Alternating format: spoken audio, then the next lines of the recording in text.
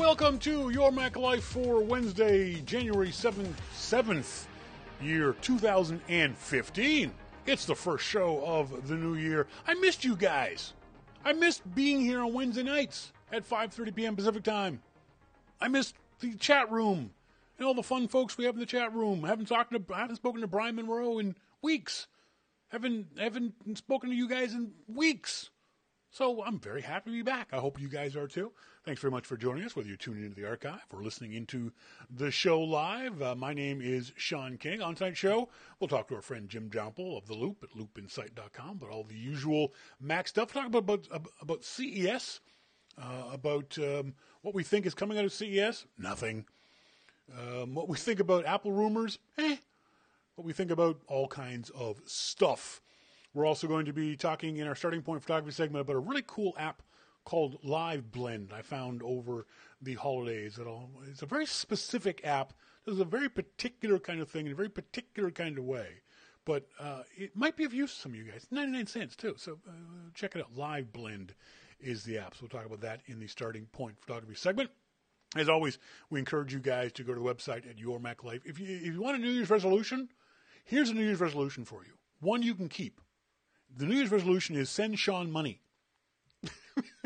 Go to the website at yourmaclifeshow.com. On the left-hand side of the page, you'll see you can send us money via PayPal. You can subscribe to the show for $2, $5, $10, $15 a month, however you so choose. It comes directly out of your credit card or your PayPal account, jumps into mine, and I use it to pay for stuff. I use it to pay for bandwidth and websites and motorcycle stuff and stuff. Just stuff.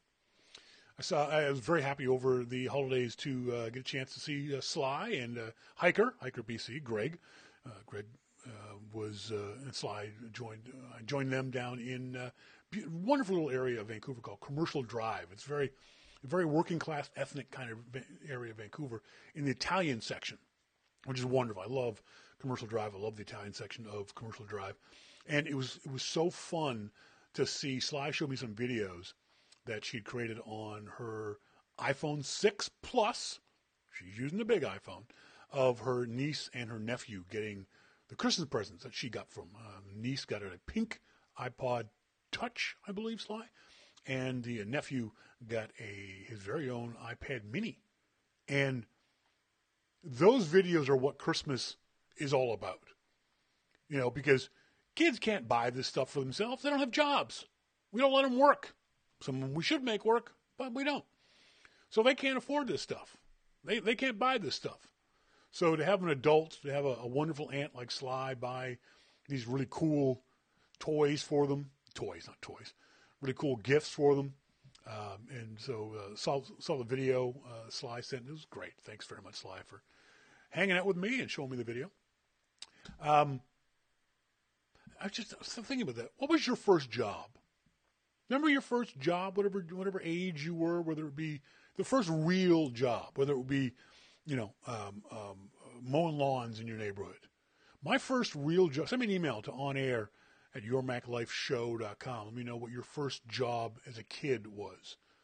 Mine was, I was a newspaper delivery boy. Do we still have newspaper delivery boys? Or are they all done now by adults? I don't know. I haven't seen a kid I see very few people delivering newspapers, but I haven't seen a kid in my neighborhood like throwing newspapers out. I didn't have a bike when I was a kid. I had to walk my newspaper route. And I didn't mind it. It was something you did before school. And, obviously in bad weather it sucked, but you were walking that way anyway, except for one guy who lived like, in my head, it was 10 miles away. It wasn't. It was probably a mile, 2 miles away. But it was a completely different direction of all the other paper routes, papers I had to deliver. And he was a pain in the ass to deliver to. The worst part about delivering newspapers was people stiffing you when you went to get their money. This is obviously back in the days before you did things online or even by the phone. This was where you went once a week, Friday, you knock on the door, "Hi, Mr. Johnson, here's your paper. Here to collect the dollar." Because the paper was, for the week, it was, I don't know, $1.25. I think the paper might have been 25 cents. And once a week, you had to go around to 40 people and get $1 out of them. And about half the sons of bitches would stiff you for $1. All you're asking for was $1 once a week. All right? Give me $10. I won't bother you for 2.5 weeks, 2.5 months. And so, as a 10-year-old, as an 11-year-old, I had to keep track of who'd stiffed me. And then the next week, hi, Mr. Johnson, you didn't pay for the paper last week. Now you owe me $2. Okay, I'll wait till next week. Come on. Don't stiff your paper boy. He's just a freaking kid. Why are you doing that? I don't know why I thought about that just recently. Just some memory flashed that of me having of my first job. I was talking to someone about employment and at what age should kids get real jobs. That was a real job. I had to deal with like real adults, and I don't know how much of a cut we got out of that. I think we might have gotten like $0.25 per route. I know I wasn't making a whole lot of money. I know I was making like $20 a week. My mom took half of that. My mom took half my money, and she made me put the other half in a bank account. That was a savings account, so I couldn't even withdraw money out of it. And the rest of it I could spend on my own. I had like maybe $5 a week that I could spend on my own. But, when you're 9 or 10, $5, you can buy a lot of candy for $5. That's a lot of candy. Back in the day when candy was like a penny a piece. Now I go to the store and see the same kind of candy was 25 cents a piece. Screw that noise. But yeah, you could get decent amounts of candy for the $5. Again, I'm not sure why I flash back on that kind of stuff. So, what was your first job as a kid on air at yourmaclifeshow.com? And the other thing I want to know is, did you do anything interesting for Christmas or New Year's? I was talking to Ampersand in the pre-show, and I assume it was your family, Ampersand, were in Budapest over the holidays, that's got to be really cool. I always feel sorry. I love the idea of living in a climate where it's warm all the time. Southern California, Florida, that kind of stuff. I love the idea of living there, except at Christmas time. At Christmas time, I want to see snow. And we didn't get snow here in Vancouver. But at Christmas time, I want to feel Christmas. I want to feel that cold in the air. I want to feel see the lights. And it seems to me to be a place you want to. I know people go to Maui for Christmas. No, I would never. You couldn't give me a trip to Maui for Christmas.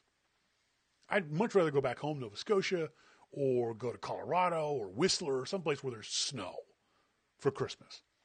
So the idea of going to Budapest would be really cool.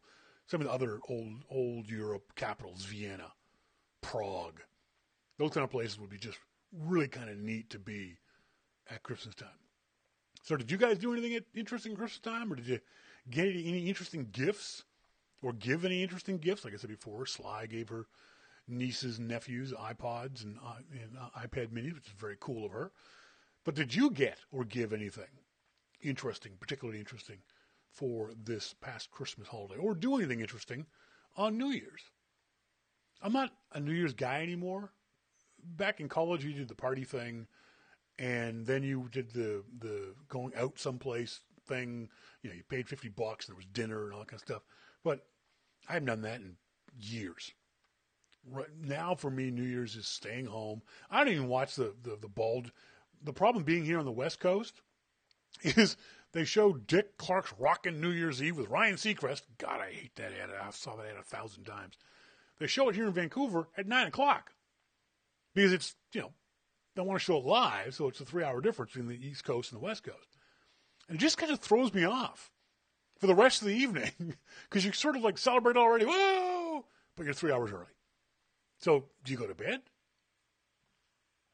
Did you see the story that Netflix was helping parents trick their kids into going to bed early on New Year's Eve? I am in no way, shape, or form a fan of tricking children to do the things that you want them to do. You are the parent. You are the adult. If you want your kids to go to bed at 9 o'clock, you know what you do? Send them to bed at 9 o'clock. There's no discussion. Most of us are probably of an age where we remember when our kids, our mom or dad said, go to bed at 9 o'clock. And if you didn't, if you whined about it, there was some form of punishment. And that punishment was a degree of punishment, depending on your parents. For me, you could get a smack. And this wasn't just New Year's Eve. This was any time of the year. You knew what your bedtime was. Didn't matter what was on TV. Didn't matter anything. If it was your bedtime, you had about a 5-minute leeway to be in bed at your bedtime. Now, my mom said we could go to bed and read. And I did that a lot when I was a kid. You could read for about an hour. You couldn't talk. You could only read. But the idea of tricking your kids to go to bed, no. You be a parent. Netflix doesn't need to help you trick your kid to go to bed. You be a parent and say, you go to bed. But I want to stay up. Well, no, you don't get to stay up. You're not an adult. You're not old enough. Go to bed. But no, if you say but one, I heard that many times when I was a kid. If you say but one more time, I'm hitting you in yours. Mosquito, seriously, Shawn King, be a parent or opt not to have kids other people will have to raise for you. Exactly. Why are you letting Netflix raise your kids? Be a parent. God damn it. Later on in the show, in our starting point photography segment, we're going to talk about a really cool app called Live Blend. I'm going to show you guys some of that app. We're also up next going to talk to our good friend Jim Jumper from The Loop at loopinsight.com about all kinds of news that's gone on over the past 3 or 4 weeks that we've been away. This is your Mac Life.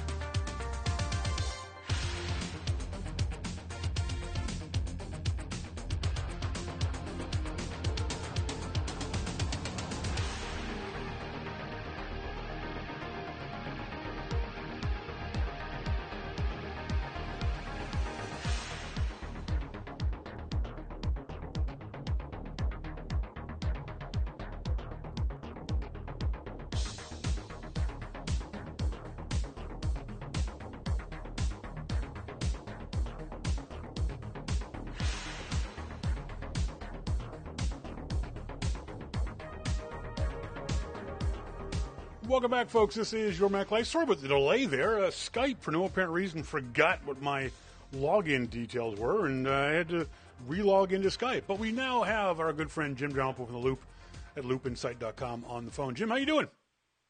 I'm doing good, Shawn. How are you? I am good. Happy New Year. Happy New Year. Did you find it weird having a New Year down in California where it was, I assume, warm and sunny and bright and happy? Oh, yeah. Yeah, I was just talking about that. I would love to live there, but at Christmas time, I want cold and snow and, the Nova Scotia Christmas that we remember. I don't. All right, fair enough. I never want to see that again in my life. I agree with you, except for Christmas Day. Because when we were kids, almost every Christmas Day, it snowed for us. No. No? Still not? No. You know what? I hate snow so much, I hate even looking at the TV when they show back east. Nice. Nice. Yeah. That's probably not the first time you've used that joke, is it? I have to turn away. No, I really, really, really dislike the weather back there. I really do. I mean, my parents sent me a screenshot of their thermostat. The outside temperature was minus 17. Oh, man, that's brutal, isn't it? Yeah, so I sent them the screenshot, and it was like 66 here. Yeah. So in Celsius, that's about, I don't know, 18, 20, something like that. It's a lot. Exactly. It's a lot. Yeah, so there was like, a 40-degree temperature difference. No. So folks don't realize this, but you're reporting live from CES. How's the feeling on the floor at CES, Jim? Yeah. That's something else I'll never do again. That's right, exactly. Yeah, CES is a weird place. I mean, yeah. When you look at Vegas and people that have been to Vegas, it's a monstrous place. Yeah. But when CES happens, there's an extra 60,000 people there. Mm-hmm. Yep. And it's crazy to try and do anything in Vegas. You could wait 2 or 3 hours for a taxi. Yeah, that's right. And not just at the event, at any hotel. Mm-hmm. No. And everywhere in Vegas is a $20 cab ride. Oh, yeah, everywhere. No matter what. The thing that cracks me up about CES is, and I've said it before, it's while it says it's the Consumer Electronics Show, it's not for consumers. It's not for folks who are listening right now, who go to Best Buy and buy things. It's for that guy at Best Buy who's looking for cool things to put into the stores. Right. Most of the products that we hear about at CES are never going to ever see the light of day. And a lot of consumers don't get that. And I wish a lot of the tech media would do a better job at filtering the wheat from the chaff of this. The Verge and Vox and Mashables and even the Mac sites that cover this stuff. They don't let the audience know that a lot of this stuff is never going to be. This is like a giant Kickstarter. CES is just a giant Kickstarter. It's a good way of putting it. That's what it is. And, one site that I did see, and this will probably surprise you, that was calling out some of the crap was BGR. Yep. Which is surprising, yeah, they were calling it out and saying, here's vaporware, but good for them. Yep, I had more respect for them that they would do that instead of saying, "Oh, here's this great technology." Yeah. They were being pretty open about it. And it's not that the technology at CES isn't good. There may be some great technology there, but the fact is, with some of these companies, unless they get a huge amount of money, it's never going to happen. That's right. Yeah. And I think what may happen just as frequently as these guys getting money is the fact that, big companies like Samsung and LG or whatever will just steal the ideas and do it themselves. That's right. I mean, but that may be cruel because it's not like Samsung to steal anybody else's ideas and try to make money from. Not ever. No, never. Speaking of big ideas, did you see this from Sony? Sony announced at CES a new Walkman that's going to cost $1,100. Yeah. Who's going to buy this thing? I don't care what.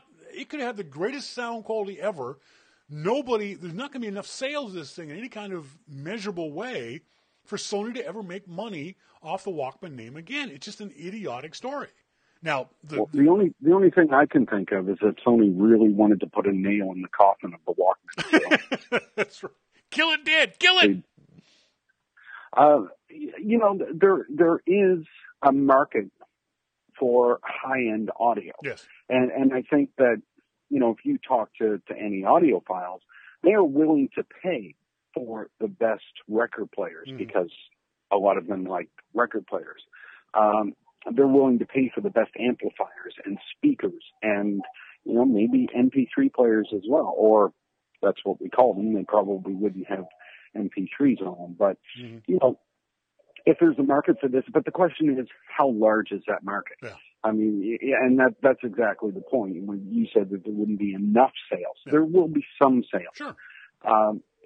Maybe Sony is trying to capture this very high-end market and own that space. And I think people like Apple would be happy for them to own that space. Go ahead. Yeah.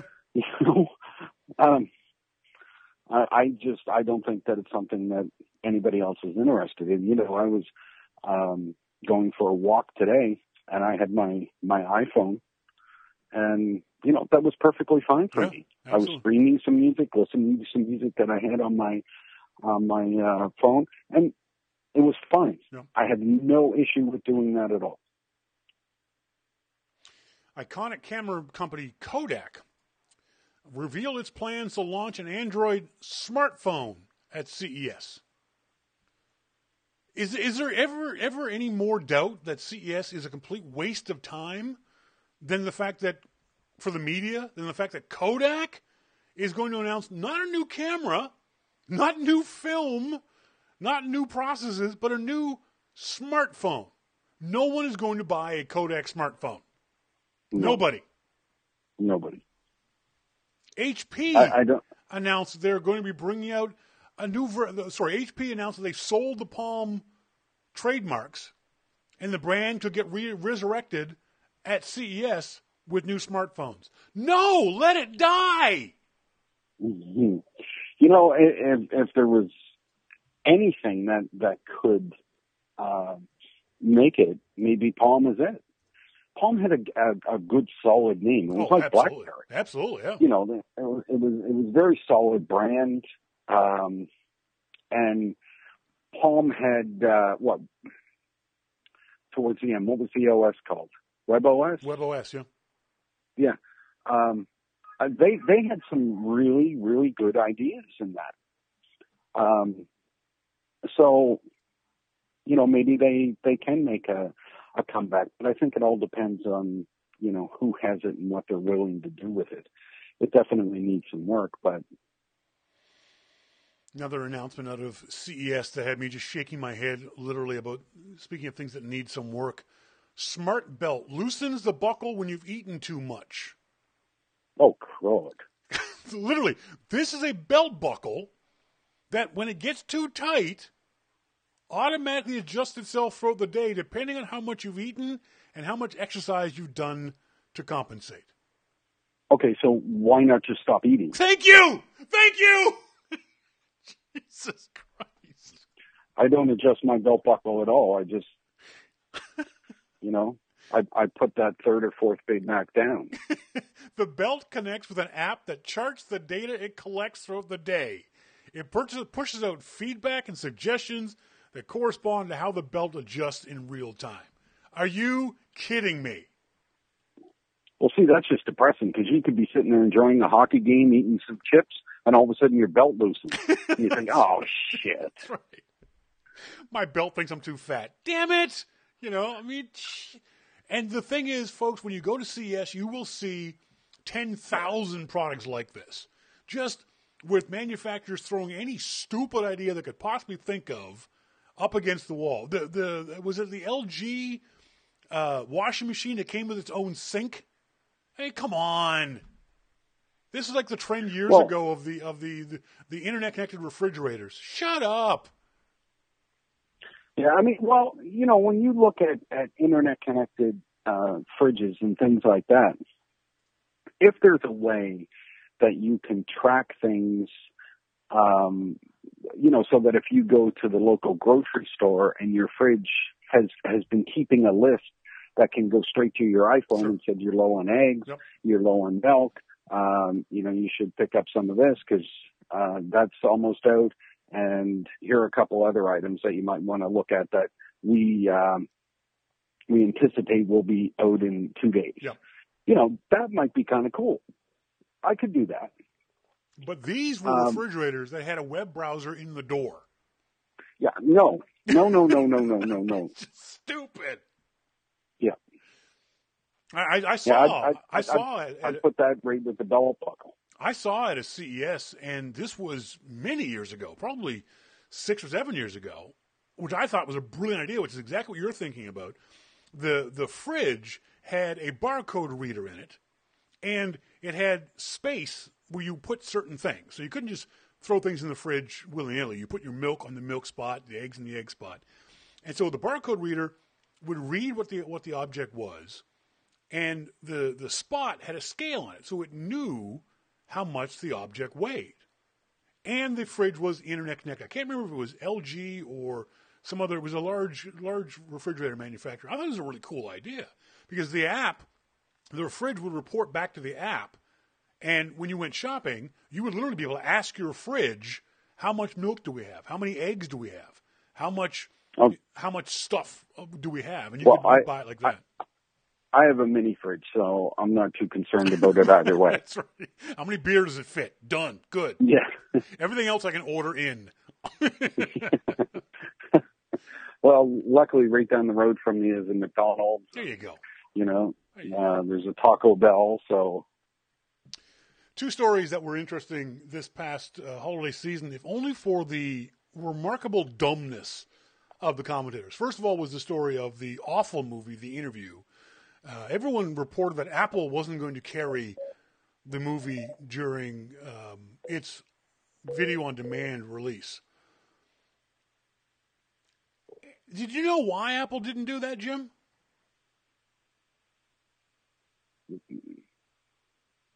They did.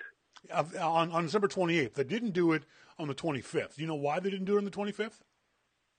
Maybe they weren't offered it. At least you didn't write a story like Philip Elmer DeWitt, or Elmer Fudd, as I like to call him, wringing his hands about how much money Apple lost. Elmer Fudd forgot or didn't know Apple was closed during that period of time. There was nobody in the building to take the call. Well, I'm sure that they could have gotten it up there if they really wanted to, but maybe. You know, it was a very limited release. Yeah, I don't think Apple wanted to anyway. I don't think Apple's in any kind of rush to help Sony. I think that's the other part of it, too. Apple is in no big rush to give its frenemy, Sony, any kind of help. Apple makes a few pennies per film, so. But it didn't make a whole lot of sense. The other thing is, too, people wringing their hands over this idea of, you've heard about these lucky bags that Apple gives away. Not gives away, but Apple sells in Japan, right? Okay. These are these bags. Every year Apple does this where you spend approximately $300 and you get a ticket for a bag of goodies. And the goodies are always worth more than the $300 that you paid for. So you're guaranteed of getting more value than what it is. Sometimes they've got laptops in there. They've got MacBook Airs in these things. But I saw so many complaints from people. Oh, why doesn't Apple do that here in America? You know why they don't do it in America? It's not legal. It's not legal. It's a lottery here in America, and there are rules for lotteries. You can't do what Apple does in Japan here in America, or even Canada for that matter, in the same kind of way. You can't do a lucky bag thing here in... I didn't know that. here in North America. No, you didn't know that, but you also didn't write a story whining about it. That's what pisses me off. These people who don't know, don't bother to find out, and just write stories whining about, oh, why didn't Apple do this? Well, there's reasons why Apple doesn't do it.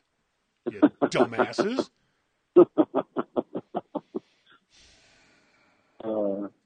I think it's funny that you have me on tonight just to laugh at what you're saying. Yeah, you don't have to be here. You can hang up anytime you like, man. I forgot. I forgot. No, and actually, the one of the things I want to talk to you about was, we keep talking about the Apple Watch because it's such an interesting topic, mostly because it's not here yet. So we're all, filling in our own blanks in our own head. But you posted a really interesting story from Om Malik at GigaOM called "Being Original." I'm sorry. No. That's the second story. The luxury watch industry one, and you said about Matt Richman. We talked about this a couple of weeks ago when Tag Heuer said they were going to come out with their own smartwatch, and I hadn't thought of it at the time. But Matt Richman brings up a really good point that the only OS that Tag Heuer can put into this phone is an Android OS, isn't it? Or into this watch. Yeah. Unless they develop their own OS, which would make this a disaster from the get-go, because Tag Heuer is not an OS developer. No. But Matt makes a great point, and he says Tag wearers aren't Android users. Rich people buy Tag watches, but rich people don't buy Android phones. Is the rich people thing, do you think that's true?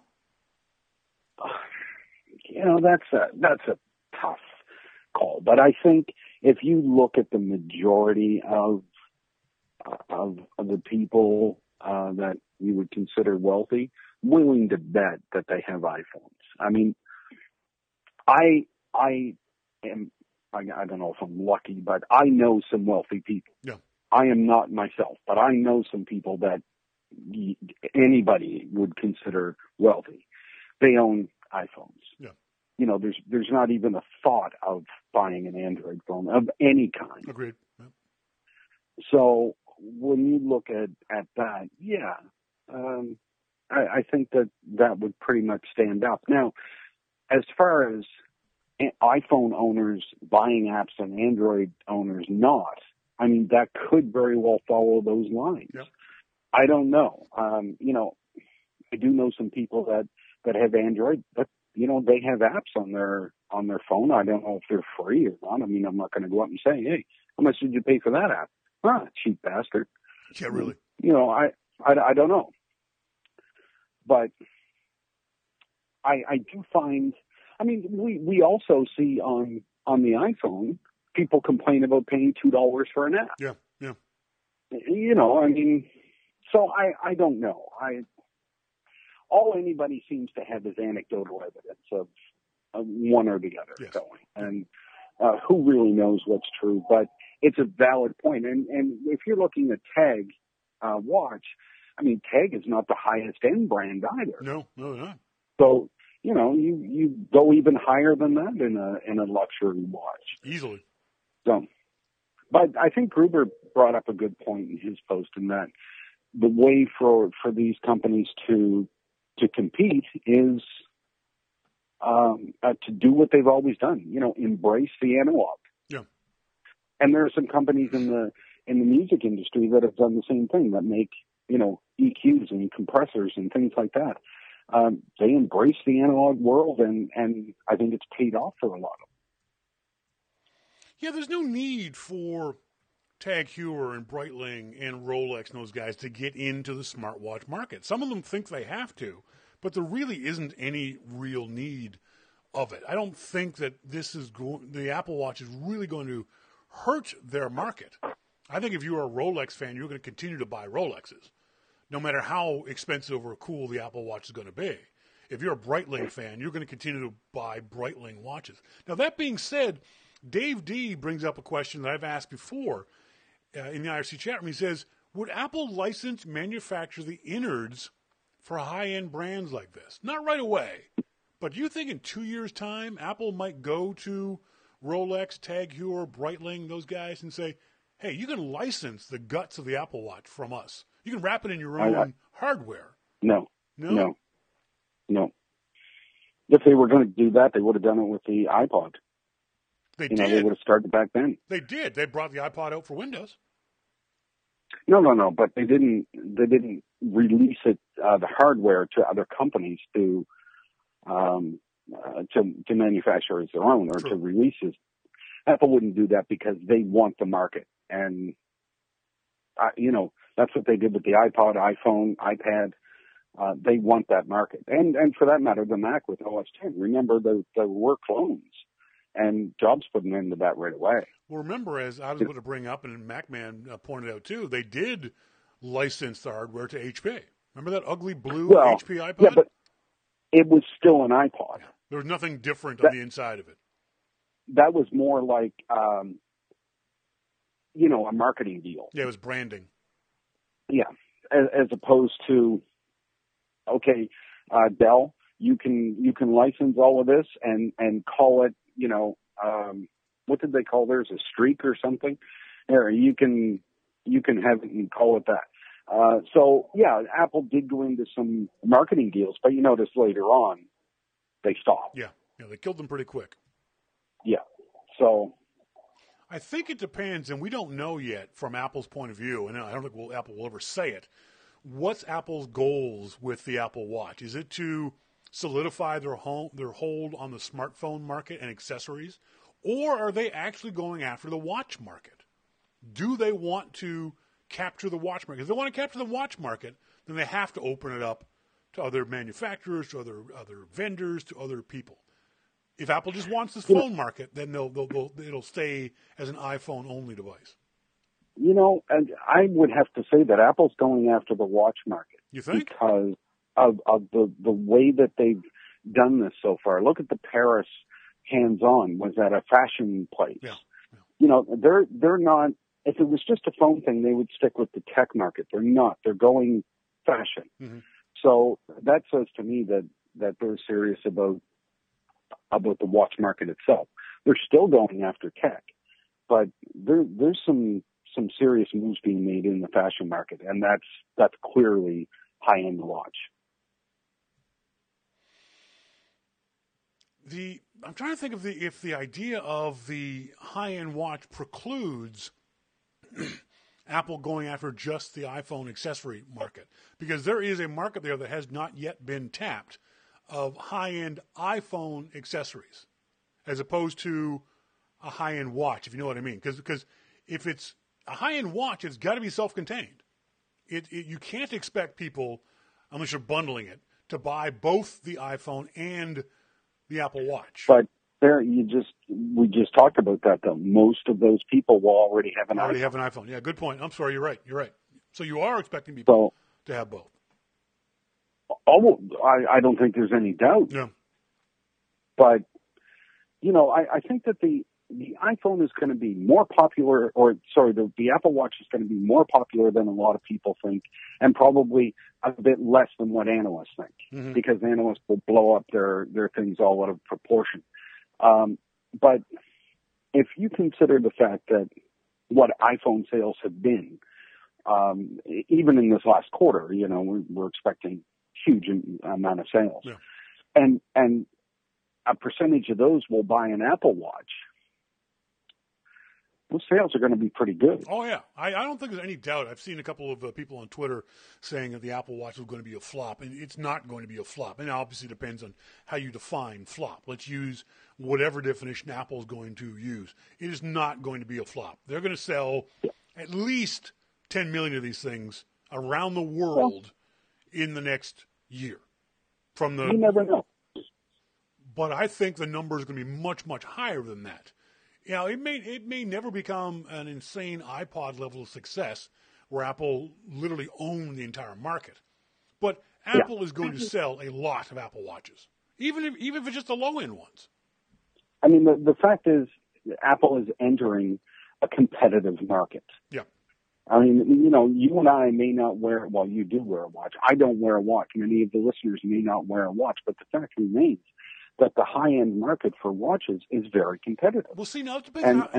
That depends on what you're talking about. That's interesting you would say that do you perceive the Apple Watch as a high-end watch or a smartwatch? Well, I was thinking there about the high-end Apple Watch, which is going to be, thousands and thousands of dollars. Yeah, $5,000 at least. No, yeah. So, yeah. So yeah, I think that's the key. I think it's, as I said off the top, it depends on how Apple perceives the market, how we perceive. One of the reasons why we're so interested in this is our own biases that we bring to it.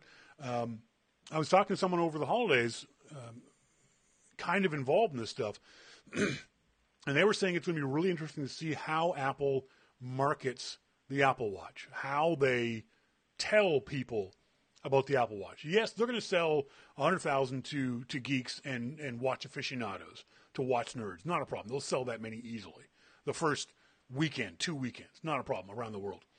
But the message that Apple sends to the average consumer, even if it's the high-end average consumer, will tell us how Apple perceives the Apple Watch and what market Apple's going to go after with the Apple Watch. I think that's really going to be interesting to see how they do. I think you're right. The fact they're showing it off at some high-end fashion boutiques in Paris that they did last year and other places like that kind of gives us maybe a pointer that Apple thinks of this thing as a high-end, at least smartwatch, if not necessarily a high-end watch itself. Yep. As Brian Moreau says, also where they sell the Apple Watch as well. Exactly.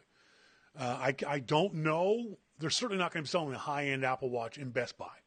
You're not going to see the Apple Watch Edition watch in a Best Buy. You'll see the sport version at Best Buy, but you will not see a $5,000 solid gold watch being sold at Best Buy.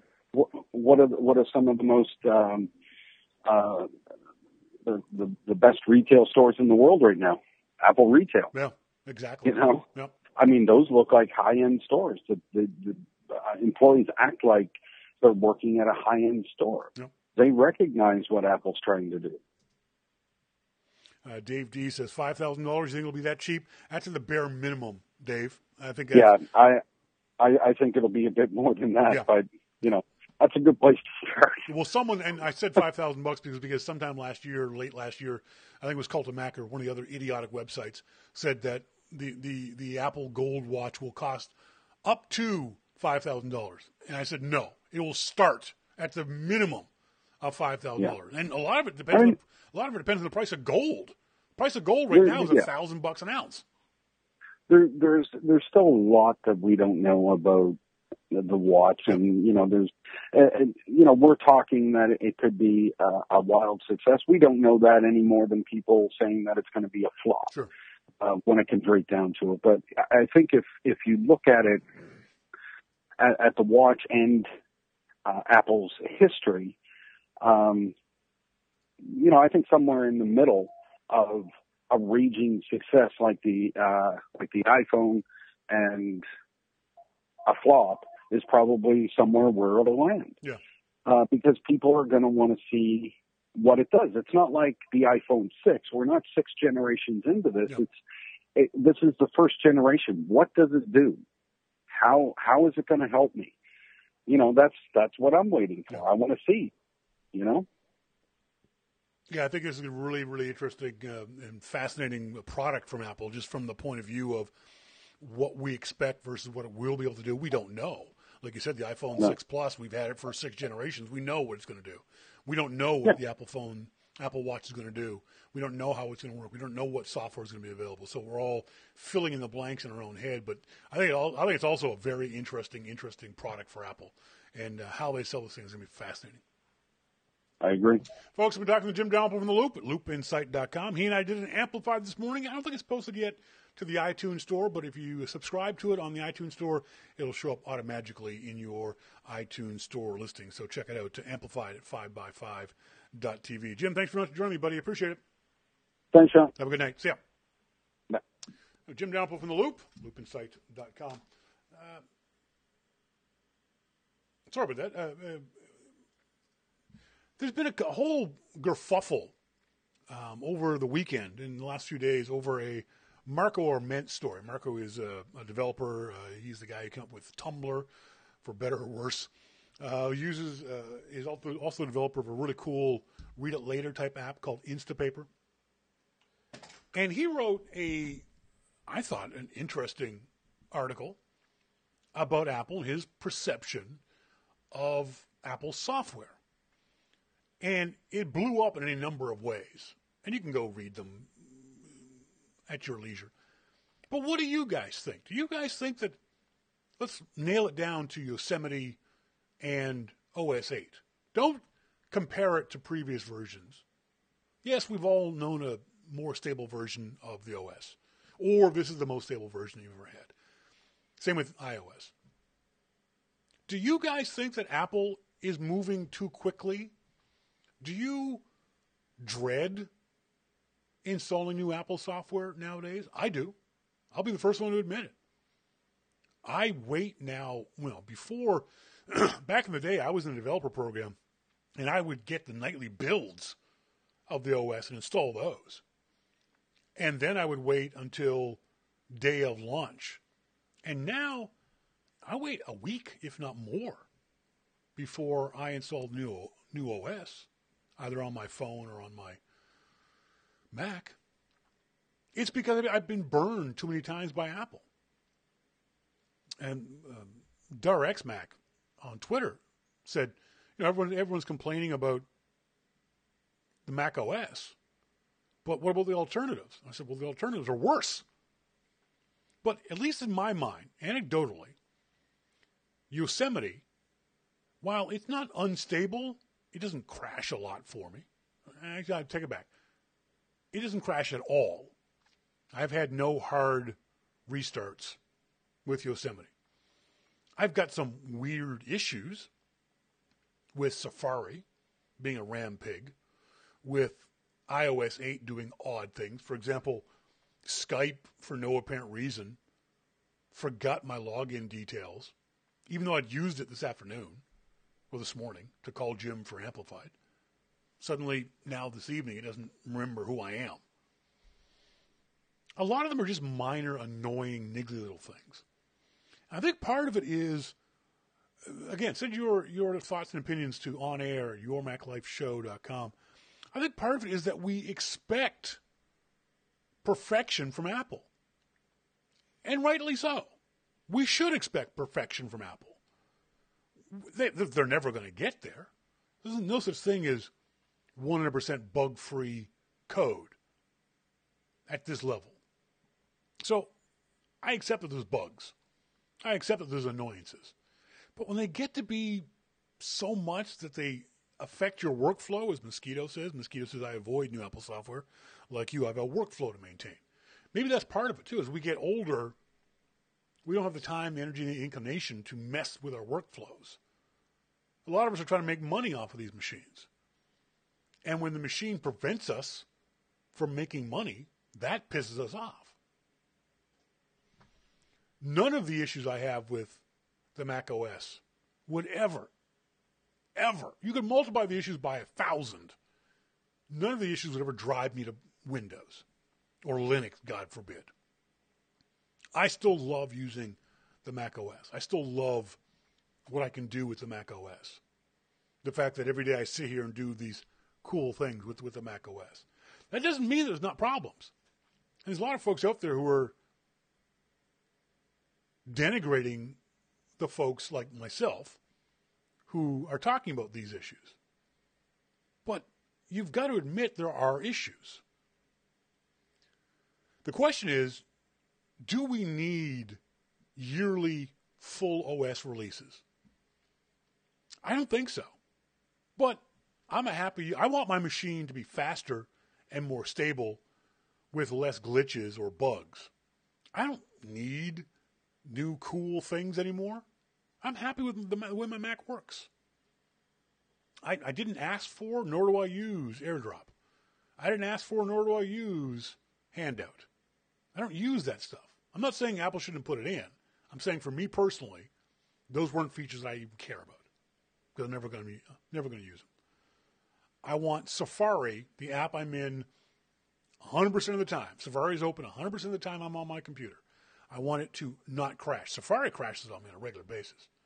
I want it to not turn my fans insane. I can be sitting here and I'll have maybe 10 tabs open, which is not unreasonable. And all of a sudden, my fans just go like the thing's taken off. I open up Activity Monitor, and sure enough, some sort of Safari web content has crashed. I can force quit Safari, and the fans will stop. I bring Safari back up, and everything is fine for another 6-7 hours. Mail app. You mark stuff as junk in the Mail app. Again, this is just for me. And the goddamn thing won't remember that you marked it as junk. Or the Mail app will suddenly start marking stuff as junk that it isn't junk. It wasn't junk yesterday. I get my PR emails every morning.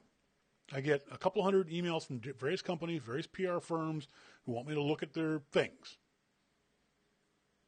And so there's a bunch from a company called PR Mac. So I get a bunch of those. And then one day I won't get any. Where are the PR Mac things? I'll look at my spam folder. There they are. Mail, for no apparent reason. I haven't done anything different. Mail will have marked them as spam. Why? Dave D says, Shawn, you can say the same thing about Google Mail. I don't use Google Mail, so I can't say the same thing about it. What I'm saying is that the app that Apple provides, Apple doesn't provide Google Mail, doesn't learn what it's supposed to be able to learn. What junk is. If I mark something as junk, and a lot of the spam I get is duplicate spam. It's the exact same spam over and over again. I'll mark something as junk, and then the next time it checks mail, I'll get another piece of the exact same spam email with the same address, same subject line, and we'll mark it as spam. Why not? I just told you it was spam. Now, someone suggested, I should get spam sieve, which I did, by the way. But the average user doesn't know about spam sieve. Your mom doesn't know about spam sieve. The average person doesn't know about this stuff. And the average person shouldn't have to pay extra money to get the app to work the way Apple tells you it works. If trained junk mail doesn't work, then take it out, Apple. Don't let the user sit there and think, well, why isn't this thing working? So again, it's mostly just a bunch of annoying little things. And part of the problem is the realization that we don't have is that Apple is a small company. They have a limited number of programmers doing amazing work in 100 different areas and being pushed to the limit on a regular basis. Maybe Apple needs to back off a little bit. Maybe we don't need yearly OS releases. Year and a half? 2 years? But people bitch about that too. Apple's caught in a rock and a hard place here. If they slow down the releases, people are going to complain. If they don't release enough stuff, people are going to complain. But I think it's a conversation that's good to have. That should be able to be had without insults and, you need less than anecdotal, more than anecdotal, we need data, blah, blah, blah. No, we don't need data. We all know these are real issues. Everyone has these issues. You have these issues whether you are a Mac expert or not. Your issues may be different from mine, but you do have issues. Because no computer operating system is perfect. They all break in different kinds of ways. It's a matter of, do they break in ways that you can stand? And right now, the Mac OS, it breaks in ways I can put up with. So, there's that. Some of your thoughts on air at yourmaclifeshow.com. Let me know what you guys think about these issues. Whether you think Marco was right, whether you care. Some people probably don't even care about this kind of stuff. But check it out if you get a chance.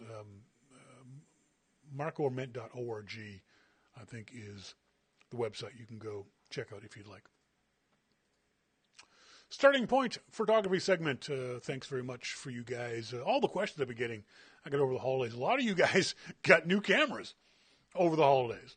A lot of folks got new DSLRs. Actually, we're doing another Prince George class up there in Prince George, British Columbia, and we're actually adding a class for beginning DSLRs to help folks figure out how to use their digital single lens reflex cameras. A lot of Canon Canon Rebels were sold over the holidays, according to my emails. So enjoy your cameras, folks. If you have any questions about your new camera, let me know. Send me an email to Shawn at yourmaclifeshow.com.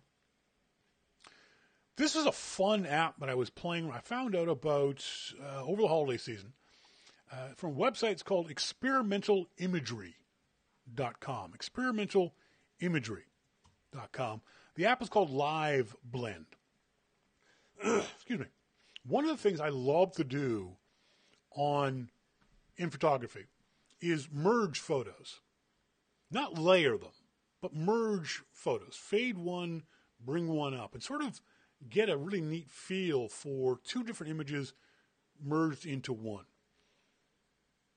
I'm not creative enough or smart enough to use Photoshop. I know you can do this stuff in Photoshop fairly easily. So I've been looking for apps that do it. And there's a bunch of apps that do it. None of them have done it in an elegant, simple, easy to use kind of way. Certainly not as easy to use as this Live Blend app. You can get it now in the Apple Store, like the website says. Again, experimentalimagery.com. Now, one of the things you have to remember is this kind of blending requires particular kinds of images. You can't just grab any two photos and blend them together. You'll get a mess. You have to learn what images work with what images. And one of the neat things the Live Blend guys have done is they've given you a set of sample images that you can use. That you can download to your phone and use those. And what they've used is silhouettes. And they've done it in a really interesting kind of way. So you can see on the website. These are four, we can't make this bigger for you guys. These are four images that the developer has used of silhouettes. So it looks like there's three women and one guy. And it's really kind of neat when you think about the juxtaposition he's using in particular in these images of, you see the images on the left-hand side of the woman in profile and the train tracks going off in the distance, or the woman on the right with the skyline in the background. It looks really neat. It's a really neat way of presenting two images, presenting two different feeling images. Either of those images by themselves would probably be a nice photo. But when you blend them together, you get something different. You get something that's a little, I don't necessarily want to say interesting, but different. If you think about it and you use these apps, you can, oh, that's right. I'm not a video guy, so I didn't notice that. You can also shoot video through these silhouettes too. Produces really beautiful images. His name is Eric. I'm just trying to find more stuff on the website about it. Again, it's Live Blend, available on the iTunes Store. Think about using the images. So take a picture of yourself, your wife, your husband, your significant other, your kids, whatever it might be. And then use Live Blend and take that image of, say, the kids, and use the background image of their bedroom or their toy chest. Take that picture of your wife and use the background image of her jewelry box. Take that picture of your husband or your dad and use the background image of his tool shed or his toolbox, his workbench. And you see how that, you can see what I'm talking about, how that you can use the foreground, say, silhouette image to lead you into the background image that represents the foreground image. It's kind of neat. I was out this past weekend playing around with some shots, trying to find good foreground pictures and then shoot background pictures. It takes a little bit more work. It's not as easy as just snapping a photo. It requires one of the things I talk about in the class that you have to learn about when you want to become a better photographer. For better or worse, you have to think more about photography. You have to think more about the images that you're going to create. You have to focus more. As opposed to just picking the camera up and pointing and shooting, you've got to examine the scene ahead of time. And these kinds of apps help you do that because they give you a direction to focus your thoughts on. one of the things I do, and I've said this before on the show, is when I go specifically to shoot something, or specifically to shoot, I have a plan in my head. I've got an idea or a concept or a word that I go out specifically to shoot. So one day I might just say, all right, today, red. I'm going to go out and shoot red. And I look for red things. Scarves, doors, signs, whatever it might be, cars. That's my focus that day is going to be red. Other days I might think curves or shadows. What that does is it helps you focus on the shooting you're going to do. Helps you think about the shooting you're going to do. As opposed to, I think I want to shoot some photos today, and going out and just not being inspired by anything. Because you're thinking about everything. Go out with a plan in mind. I think this app can help you go out with that plan in mind. I think, yes, it's still 99 cents. It's still a 99-cent app. And as a matter of fact, if you go to, I'll post the URL in the chat room. If you use our affiliate link, if you go to startingpointphotography.com, for those folks who listen to the archive, go to startingpointphotography.com. The top story there is the live blend story. And if you click on that link, it's an affiliate link. I get like half a penny. So don't worry about it. Don't work hard at it. But if you use the affiliate link, we make a little bit of money. But it's a cool app. Try it out for yourself and see if you can make something that you think is of artistic worth or value. If you do, send it to me. Send me an email to Shawn at yourmaclifeshow.com. Monty says, I've had a tough time finding subjects that make good foreground silhouette images to use in live blend. Monty, start off that way. Start off with a silhouette of your own, of yourself. Because you can use, Monty, use your iPhone, and in your bathroom mirror, you could easily take a silhouette of yourself with your iPhone, right? And your silhouette, the iPhone, would disappear in the middle of the silhouette. Or find a friend or a coworker or someone, just say, excuse me, would you mind just for a second, just let me, and shoot them in silhouette. And then look for backgrounds. But yeah, you're going to have to work a little bit about it. But try that app, because it comes with silhouettes, Monty. He's got, I think, 4 or 5 on his website that you can download and use for free. So check those out. As I've always said, I love getting emails from you guys. So send me emails to onair at yourmaclife.com. Let me grab my list of emails I've gotten from you guys over the holidays. On show, there we go. Got a question. This question comes up from photographers all the time. All the time. It's easy. It's a question from Jason Maitland. Jason says, the question, Nikon or Canon, which do you prefer and why? I prefer Nikon, but for no reason. It's simply because I like Nikon. I can't give you anything more than that. It's not better than the equivalent Canon. Overall, big picture, there is no Nikon equivalent that's better than its Canon equivalent, and vice versa. Overall, they make the same level of camera. They leapfrog each other all the time, and they've been doing it for years. If you're stuck or focused or determined to get Nikon or camera, pick either one. One of the things I tell folks, and I say this in all seriousness, is what camera do your friends have?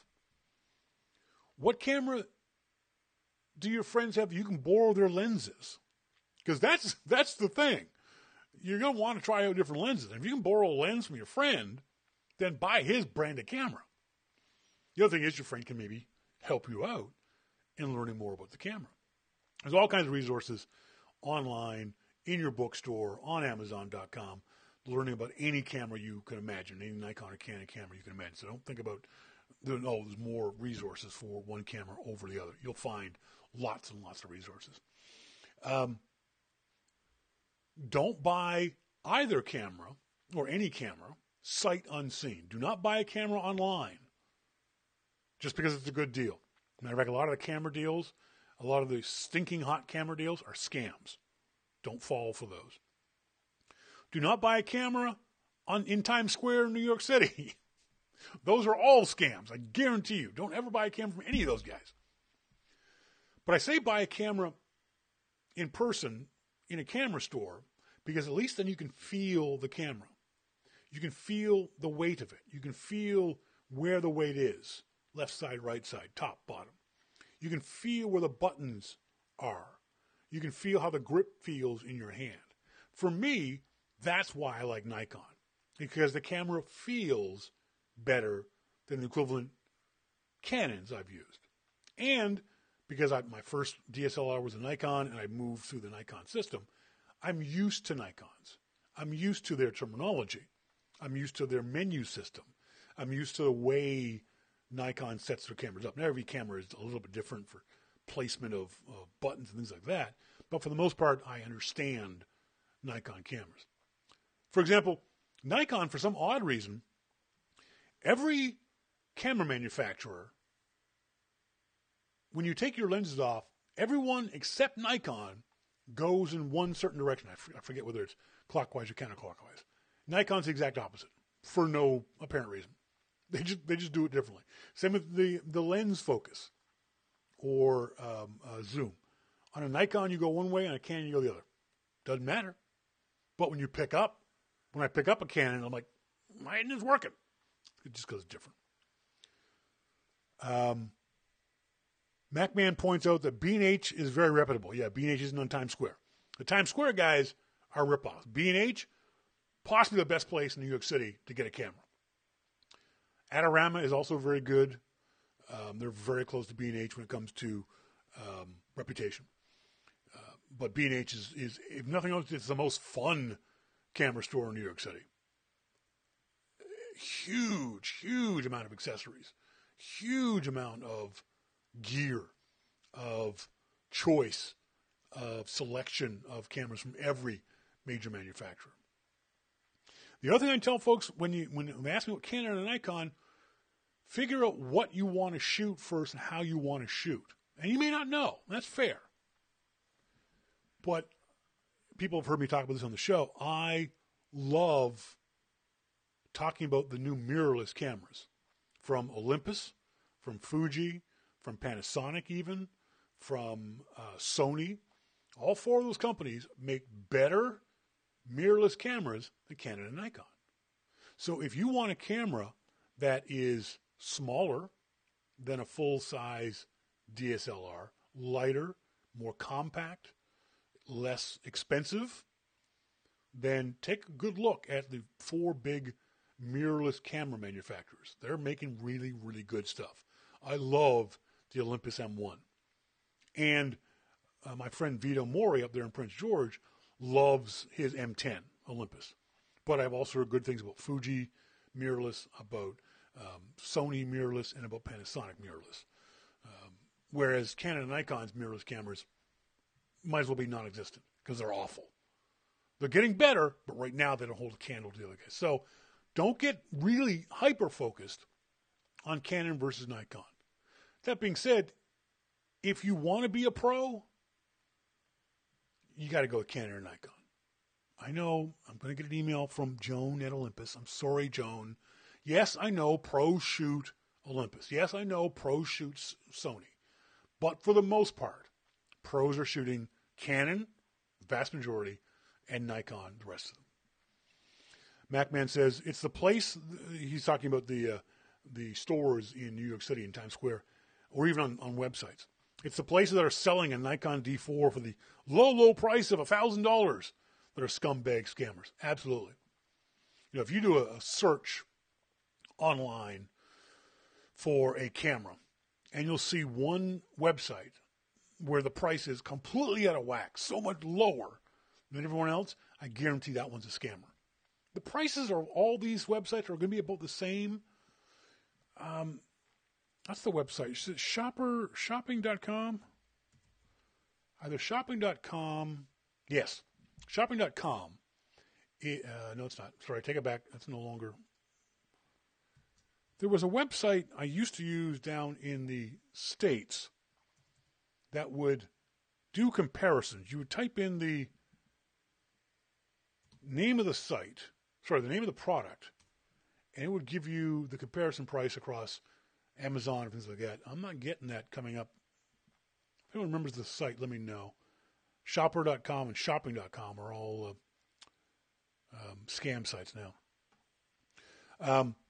So if you see a price that's just ridiculously low, if it's things seems to be too good to be true, it is. I guarantee it's too good to be true. Do not buy from those websites. Do not buy from those stores. They're what's called gray market, and they're not going to have a warranty.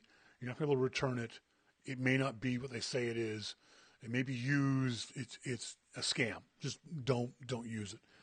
MacMan says the classic scam is they sell the body for an insane low price, then charge you out the ass for everything that you normally get in the box. The battery, the charger, all that kind of stuff. So yeah, just do not buy from those guys.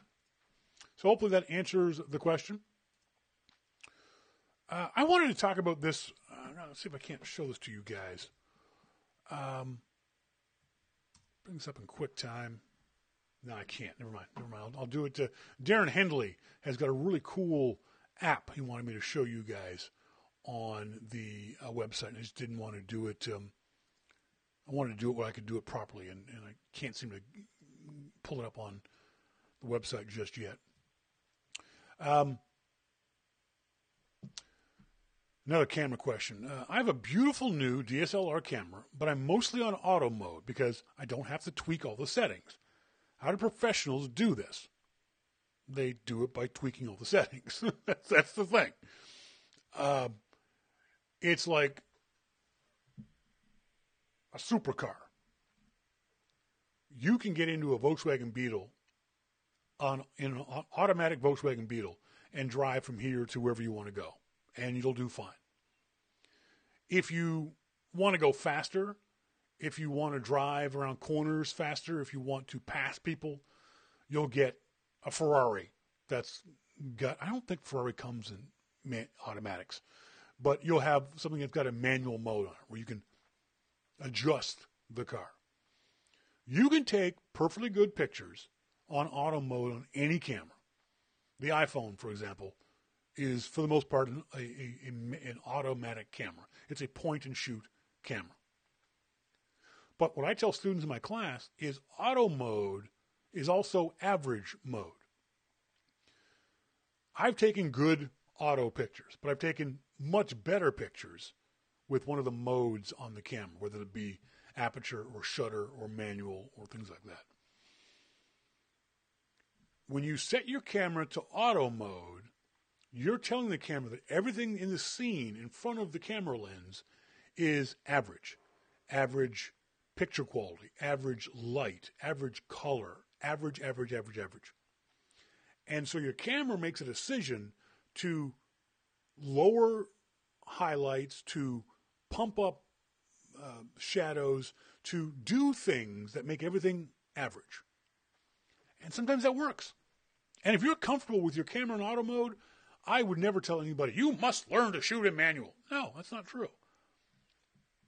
If you look at your iPhone and you like the photos that you have on your iPhone, then you're fine with an auto mode camera. You don't need to do anything else. But if you look at your iPhone photos and go, oh, you know what?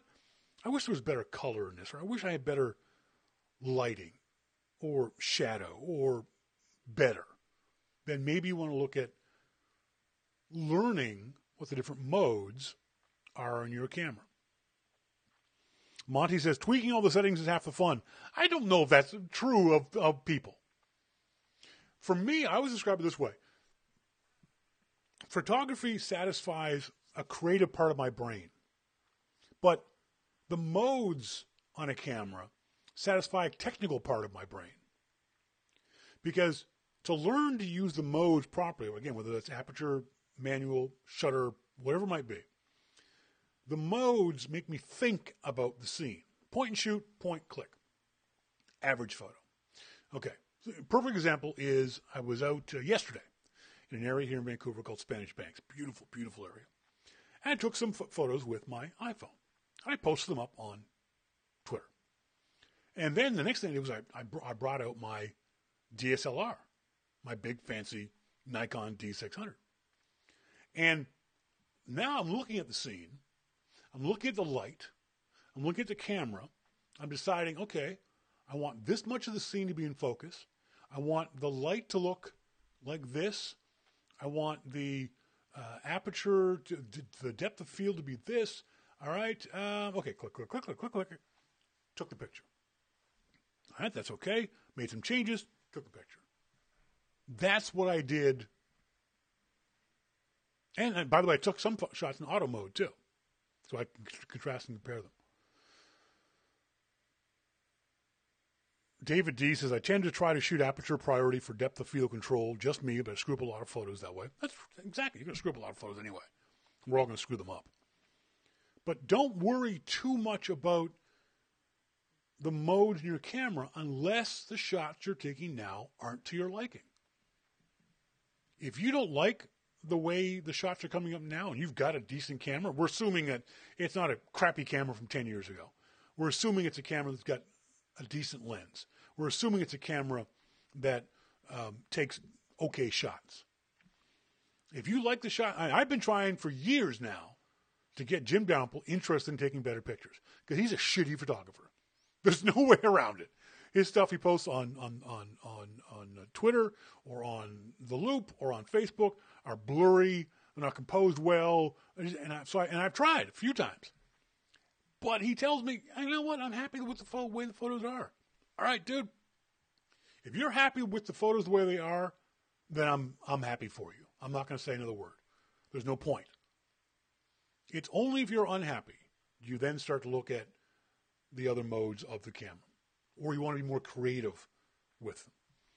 The great thing is, as I said earlier, there's all kinds of resources. YouTube has got a million different videos. Go to YouTube, do a search for your camera, you'll get 10 videos. They'll pop up to teach you different things about your camera. If you want to learn about software, there's lynda.com. Lynda.com is running deals on every frickin' podcast on the planet. You can contact one of your favorite podcasts and see if they've got a deal for free lynda.com training. Or pay the $25 a month and learn it all on your own. There's all kinds of ways if you want to learn auto mode. Take a class. Buy a book. Go to a photography school. There's all kinds of ways to learn. Ask questions. Ask questions to fellow photographers. Join. One of the reasons why I started my meetup group. Join a meetup group. Meetup.com. Do a search for photography. Tell it where you live. Do a search for photography, and it'll pop up and tell you what photography groups are there. Join a photography group and hang out with photographers. Ask questions. All kinds of stuff available for those folks who want to learn more. All you got to do is want to learn more. That's the key. It's not going to happen automatically. You're not going to be able to take your camera, switch it to aperture mode, and then start clicking away and getting good pictures. Doesn't happen that way. You have to learn this stuff. It's easy to learn with a good teacher. It's easy to learn. That's the key. You have to have a good teacher. Luckily, I am. That's it for the show for tonight. Again, send me, what was your first job as a kid? What was the first job? Not that you got, I saw some folks mentioning that they got taxes from. I don't mean taxes, that the government took money, but your first paper route or mowing lawns or washing cars, things like that. What was your first job as a kid? Just curious. And did you do anything interesting for Christmas or New Year's? Send me an email to Shawn at yourmaclifeshow.com. As always, I want to say thanks to Jim Dalrymple for being here. Thanks very much to Jim for being on the show again here in 2015. And as always, thank you guys for joining us here on Your Mac Life, heading into our 21st year of broadcasting the show. As always, I've been Shawn King, and you've been listening to Your Mac Life. See ya!